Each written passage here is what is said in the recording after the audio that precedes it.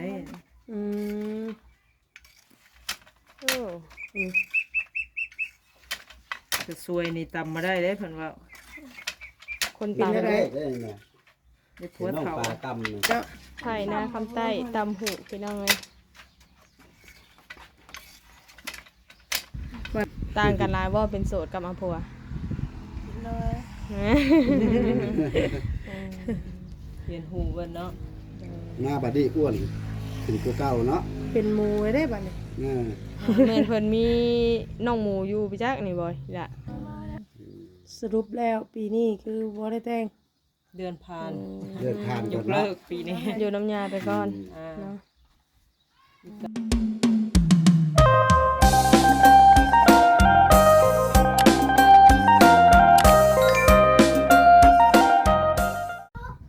เอาพี่น้องเลยเปิดภาพขึ้นมาตอนนี้อยู่ที่บ้านนาคำใต้เด้อพี่น้องเด้อก่อนเดินกราบทักทายสบายดีสวัสดีพ่อแม่พี่น้องเนาะป่าลงกันเบิดสู่ขู่สู่คนคือเก่าคือเดิมเด้อพี่น้องเด้อเนาะเมื่อนี้พบเจอกันอยู่ที่บ้านน้องป่าเนาะพี่น้องเนาะหรือว่าบ้านทางแม่ย่าเพิ่นพี่น้องเนาะผู้ดีได้เข้ามาหาทางน้องน้อยก็เลยแวะเวียนเยี่ยมยามทำข้าวเนาะพี่น้องเนาะเป็นจังใดเนาะเดินเข้ามาแล้วทางเรื่องการเรื่องงานทางน้องปลาเฮางานต่องานแต่งเนาะเป็นจังใดเนาะพี่น้องเนาะสิได้ดำเนินการต่อบ่ปีนี้หรือว่าแนวใดเนาะพี่น้องเนาะไปมีแต่ว่าสำหรับคลิปนี้กะเฮากะสิเข้าไปเบิ่งไปส้มไปเบิ่งบรรยากาศพุ่นแหละเนาะถามถ่ายความรู้สึกน้องปลาก่อนพี่น้องเลยฝากพี่ฝากน้องเลยเด้อพี่น้องเด้อเนาะมาไกลซ้ำวิวกับบ่ขึ้นพี่น้องเลยเมื่อยแล้วพี่น้องเลยเนาะทุกมื้อนี่กับพาพี่พาน้องเขามาเป็นกำลังใจกดไลค์กดแชร์เบิ่งคลิปเบิ่งโฆษณาให้เด้อเพื่อมีกำลังใจเฮ็ดคลิปต่อไปพี่น้องเลยโดยถูกมันยังคือนั่งขกหมกอยู่นะฮะไปเฮ็ดอีหยังอันน่ะบ่โอ้น้องปลาสมุนลูกหลานเบิดนำมานี่เนาะ จะรู้จะลา สบายดีป้าห้องครัวเพิ่นบ่นี่ เลย ครัวทำกินเพิ่น ก่อนให้กินให้อยู่เห็นบ่ สั่นวางเพิ่นเนาะเฮ้ย ยังอันนี้ แต่ยามันฮักแท้ ข้าวสารเจล เมียเฮ้ยเจียวหยังนี่มันกินบ่ได้แล้วนี่ เจ เนาะ ลหยังเจลรอง เจ็ดดอกกำลังคิดว่าเจียวก็ได้กำลังกินเหลืองม่วงบ่ก็สิว่า กระดาดองอืม เป็นอะไรมื้อนี้อยู่คนเดียวบ่ อยู่เอา อืม มันยากหานอนบาบๆแท้นี่ฮะ เนาะ กินยาเขาอยากนอน เอาเป็นหยังอะน่ะ ไม่สบาย โอ้ย เป็นไข่พอ เลย อยู่กับปู่ย่าบ่ได้อยู่บ่ นอน เพิ่นไปไข่ ไปตัดอ้อย โอ้ ว่าอันว่าสามีเจ้าได้ซะ ไปเฮ็ดงาน ไปเฮ็ดงาน ไปเฮ็ด เลย อืม เฮ็ดเวียกอยู่ไสล่ะ อยู่เรียน ป้าไปไกลแท้ไปแต่โดนแล้ว เลย จึกเจ้าคือบ่ไปนำซะน่ะ หม้อคนไปปลูกต้นไม้บ่ให้เรียกผู้หญิง ปลูกต้นไม้ถ้าปลูกต้นไม้ก็ คือสิไปนำกันให้เนาะ พอส่งสิปลูกได้แท้ อืม ปลูกมันง่ายๆก็เดือนหนึ่งคุณเอาต้นไม้เท่านึงเพื่อสิได้ปลูกกับพ่อแหง แล้วบัดนี้เพิ่นบ่หาผู้หญิงบัดนี้บ่ เลย อืมห่างกันหลายเดือนสิบ่กินฮอดกันบ่เฮ้ย สบายดีเป็นจังไดอยู่ดีมีแห้งอยู่บ่นี่นะคือหน้าเศร้า มันจะได้มีแหงมาได้ กินฮอดผัวแล้วเนาะผัวก็อยู่ไกลซ้ำ ๆตัวไปหาเงินบ่ แม่น คิดว่าผัวเพิ่นกินอีกบ่แม่นเนาะเอาเพิ่นอัน ลุง ทีมน้องปลา ลุง เลย อ้ายของผัว ไปโดนเติบแล้ววันนี้นะ เลย น้องปลาได้นอนอยู่พี่บัดนี้คือบ่มื้อนอนอยู่เฮือนพุ่นบัดนี้เมื่อยังบ่ได้ มาจากเมือง เรื่องพี่ติดพี่แล้วบาดนี้ เลย ปู่ย่านี่แบบว่าคำมาเพิ่นมาบ่เด้อนั่นน่ะ หมอเพิ่นไปตัดนอนอยู่เลย คือว่ามีแต่เจ้ากับลุงนี่นอนอยู่นี่นะ เลย กับย่าเฒ่าบ่ เลย 3คนไปสิตำหูตำเพิดนี่อ่ะ ยา ตำตัว เจ้าก็ตำอยู่บ่ ต ตั้มเมื่อเคยตั้มกะ เป็นอยู่บ่จังไดล่ะ เป็น โอ้ถือว่า ได้อยู่เนาะ เนาะ โดย บ่ธรรมดาแล้วสันตำหุบตำเพื่อก็เป็นนั่นนี่ เป็นเพิ่นทุกอย่างเนี่ยเรามาอยู่นำเพิ่นเลย ต่างกันหลายบ่เป็นโสดกับอำผัว โดย เปลี่ยนหูเบิ่นเนาะ หน้าบัดนี้อ้วนขึ้นกว่าเก่าเนาะ เป็นหมู่ไว้ได้บัดนี้ เออ แม่นเพิ่นมีน้องหมูอยู่พี่จักนี่บ่ล่ะ มาแล้วเขาไปเห็นยังเขากินแล้วเขาก็นอน โอ้สุดซ้ำนี่ซะนะ ก็นอนสบายดีเนาะ บ่ได้เฮ็ดหยัง กินแล้วนอนก็อ้วนแล้วจ้ะ เดิมโด ส กิน บา ข้าวย กินข้าวกับหยังมื้อนี้ กิน เห็ดน่ารักฟ้าตรงร้านครบเขาเลย เขากินข้าวแล้วกินข้าวแกงทั้งนั้นกับว่าจ้า อ้าว เห็นเนี่ยแต่เมื่อวานก็ไปเบิ่ง น้องปลาเพิ่นมากินอยู่แล้วตะกี้กันเนาะ ยา มีหยังล่ะ เฮ็ดกิน ไม่ ยาเฮ็ดอีก ลุงเพิ่นมาก็คือแล้วเพิ่นเห็ดกิน มันมีของกินมาให้น้องปลา อ้าว กินบ่ เป็นร้านไผ่บ่ได้เฮ็ดไปถาเพิ่นบ่ซะ เฮ็ดบางมื้อมื้อก็บ่ได้เฮ็ด อืม บ่จักได้เฮ็ด อืม มีแนวกินนะ อืม มาไปกินเนาะ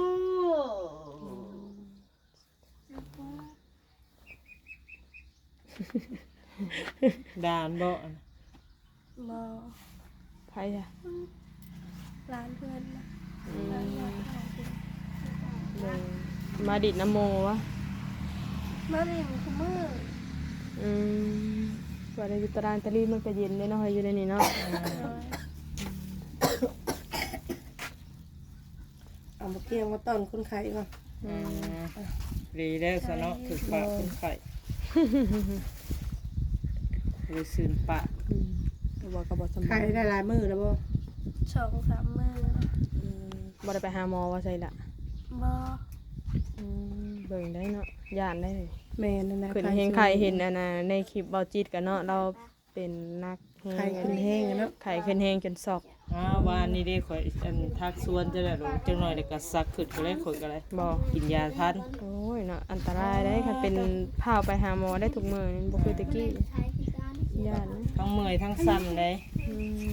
ตัดมาวางนั่นนะ แต่ยะ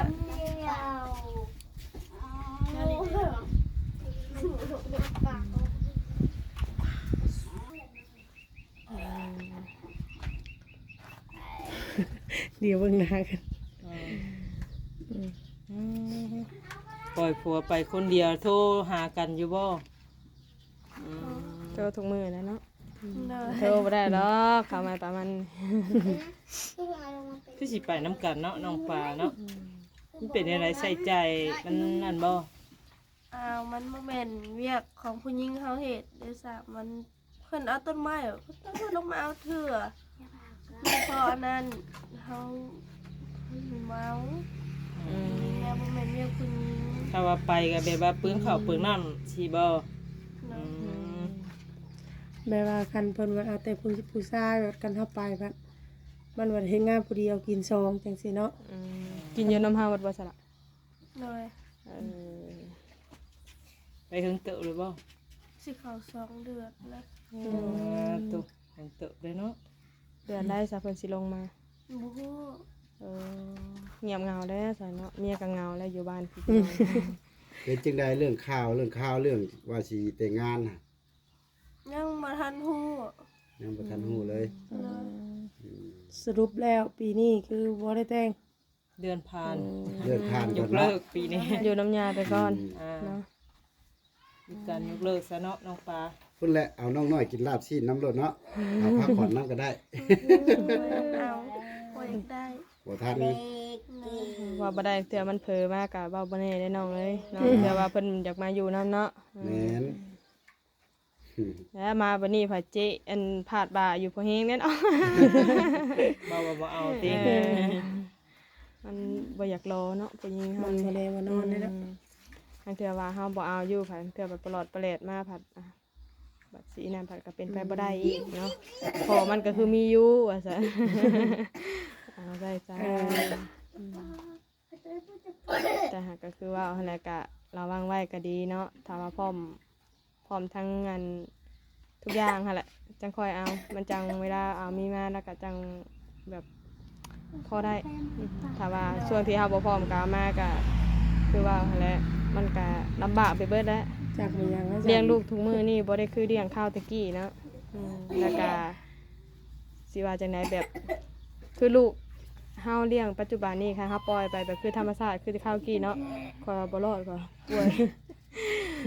คันว่าระมัดระวังแท้ก็ยังเป็นเรื่อยเนาะความเจ็บความเป็น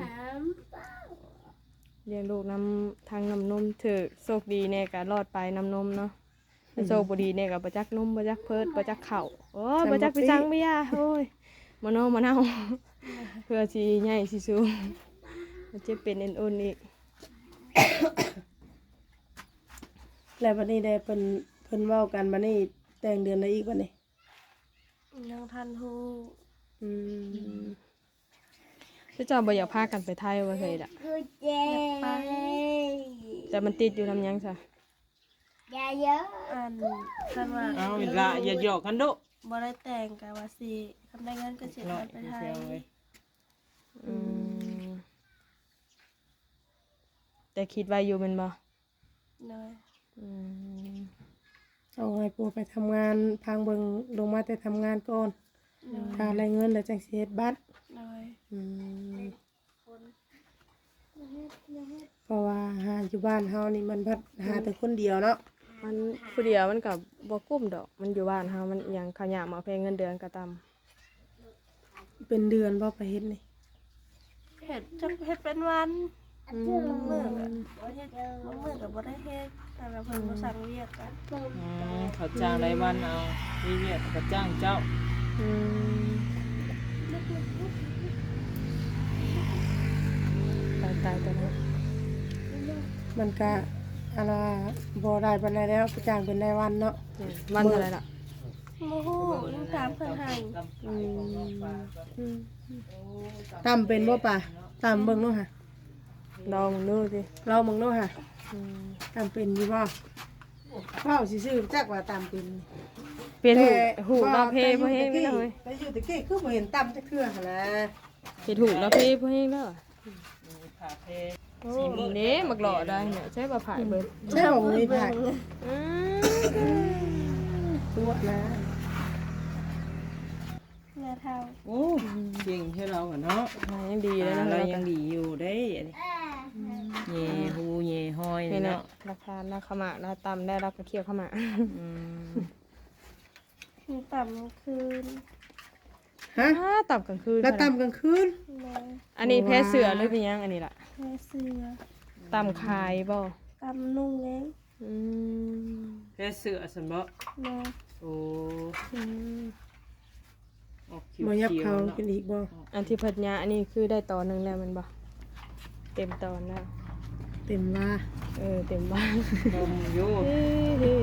เอาปลาจำผ่าน ลูกไผ่ ข่อยยังน้อยกี่เห็นแล้วนะเพิ่นเฮ็ดนี่เว้ยดู เป็น แท้ นี่ ๆ บ่ นี่ เจ้าอ่ะสิเจ้ากล้าตำไรบ่นี่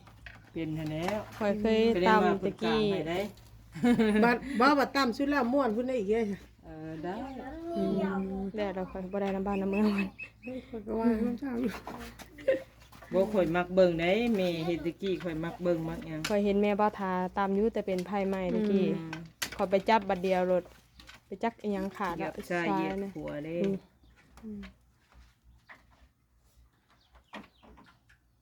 คือยานแท้บ่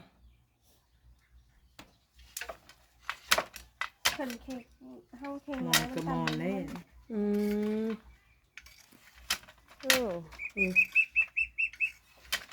จะซวยนี่ตำมาได้เด้เพิ่นว่า คน กิน ตำ ได้ได้นะ ได้ผัว น้อง เฒ่า ปลาตำนี่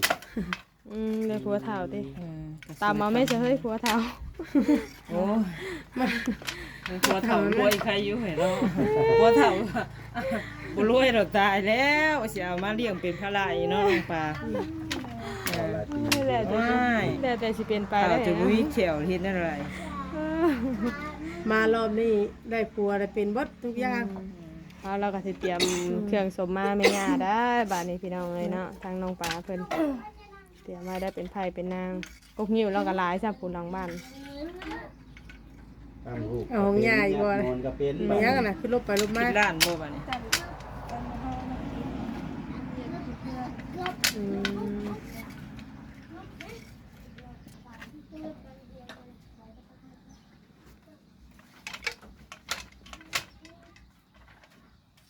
เจ้าก็ตำน้ำเพิ่นอยู่บ่แต่ละมื้อก็ มาคือตามนั้น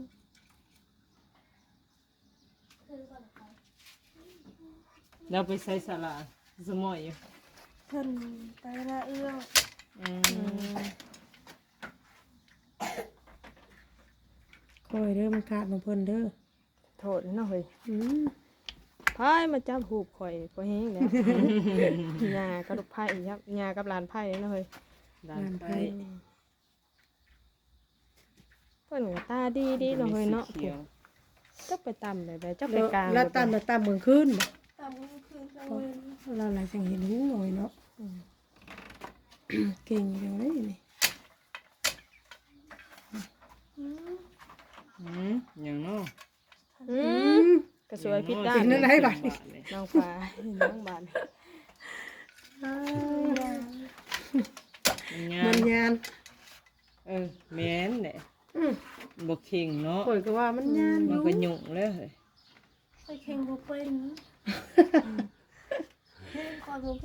ร ไปแม่สนวนเก่งให้เจ้า แต่เจ้าเคยเค็ง ให้เจ้าเคย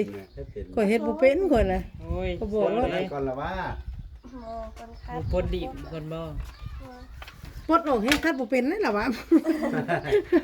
เฮ็ดอยู่แล้ว เข็มเหม็น เพื่อย นะ ให้เพื่อยเนาะเฮ้ย บ่มันยาน เข้มหนึ่งคือว่าน่ะ แม่น อืม เลยธรรมดา หาใหญ่เด้อเนาะเฮ้ยเข็มนั่นก็ได้ แม่นข้าวหู้เก่าบ่น้องปลา นะ เนาะ อย่าพิษจักเฮ้ยอย่าพิษชีวิตเปลี่ยนได้ ที่จังคุณลงเขาเรียกติดขาว ตำนี่ไล่แม่นบ่แต่ว่าม่วนเวลามันนั่นน่ะเข่งบ่ได้ มันเป็นเข่ง บ่เป็น แข่งมาถึง อืม ถ้าว่าบ่เป็นแล้วนะบ่ต้องว่าแฮงบ่ถึง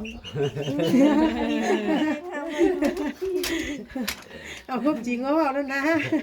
เป็นเข่ง คนบนใหญ่ดิเออ มันย่านน่ะพัดบ่อยากเข้าได้น่ะ มันบ่อย่าละเอียด แพ็คเคย กะนวลแล้ว แต่นวลแล้วเคยเนาะ ลองมาดู เคยก็บ่จื้อแล้วมันเถิงน่ะเนาะ มัน เอ เอ อ อ ไปดึงซอยเราดู แต่ เฮ้ย ยังน้อย ไปดึงไง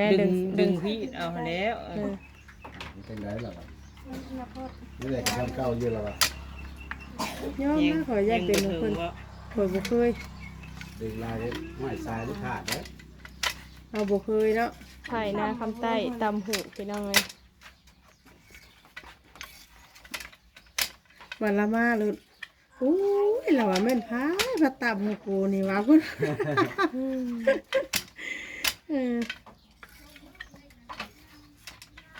นั่นตับมาเข่า พวกเขามันยานไงว่าอยู่ว่าพอแล้วเลย พอแล้ว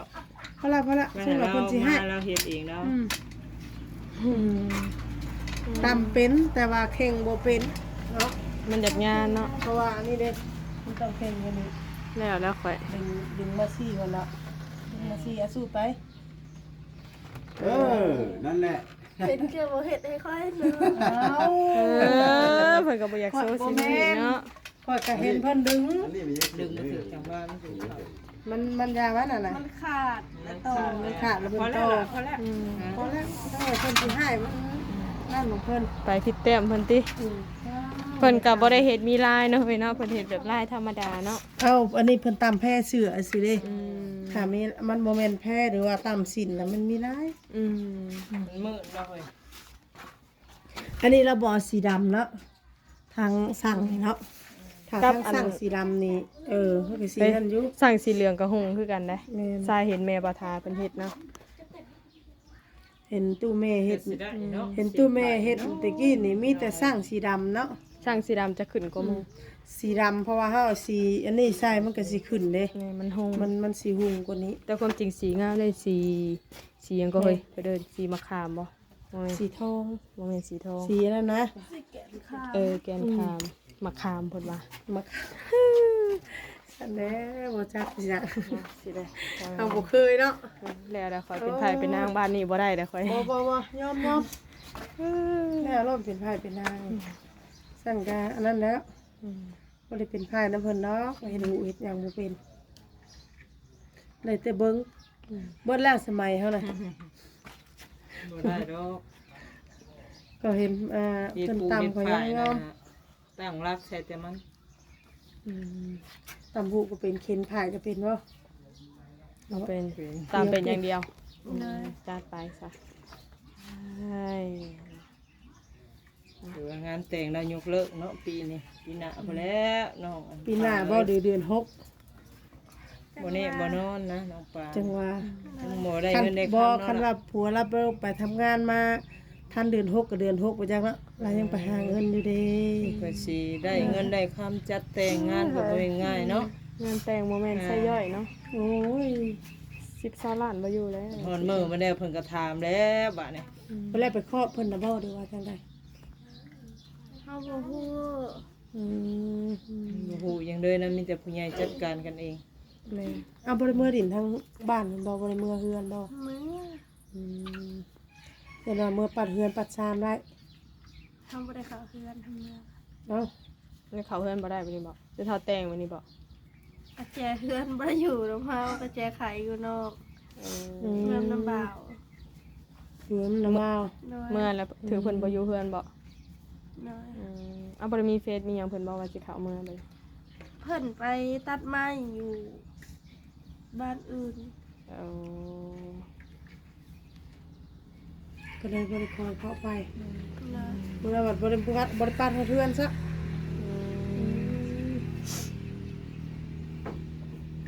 เมื่อเบิ่งเมื่อแยงอีซื่อ เลย เมื่อแยงเรียบๆฮอบเพื่อนแล้วก็มาเนาะ น้องป่าแถวนี้มีบ่บักม่วงนะ มีแต่อยู่นา อยู่นามีอยู่ เลย นาตัวไหน เนาะ น้าคนเลยแต่ว่าเป็นต้นเจ้าของนะ โอ้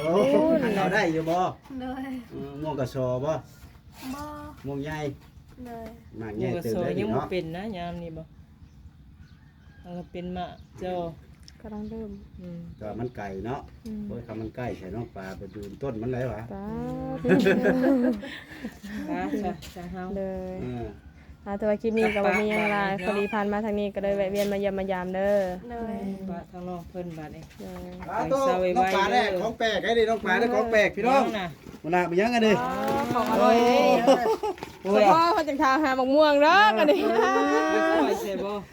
กล้วยใส่ ปอมป่นกันแซ่บเด้อเนาะเฮ้ยตำใส่บักม่วงนะโอ้ยว่ามาแล้วก็หิว ใส่ ข้าว หมวก อาจังไดก็ป้าแล้วล่ะเด้อเอา นะสบายดี สบายดี เนี่ยเดี๋ยว โอเคพี่น้องเนาะคลิปนี้ก็แวะเวียนมาเยี่ยมมาหาทางน้องปลาเพิ่นพอดีผ่านมาทางนี้นะพี่น้องเนาะกาขอขอบคุณขอบใจเด้อ FC ทุกท่านเข้ามาติดตามรับชมรับฟังเนาะสำหรับคลิปนี้ลาไปก่อนพี่น้องเอ้ยมาถามไทยเรื่องเรื่องงานการแต่งงานอะไรพี่น้องเนาะแต่ก็ยังบ่มีวีแววทางน้องปลานะก็ได้ก็ย้อนความทุกข์ความยากความบ่มีนี่แหละพี่น้องเอ้ยเนาะจะได้เดือนวันเวลาไปอีกเอาสำหรับคลิปนี้ลาไปก่อนเด้อพี่น้องเด้อสบายดี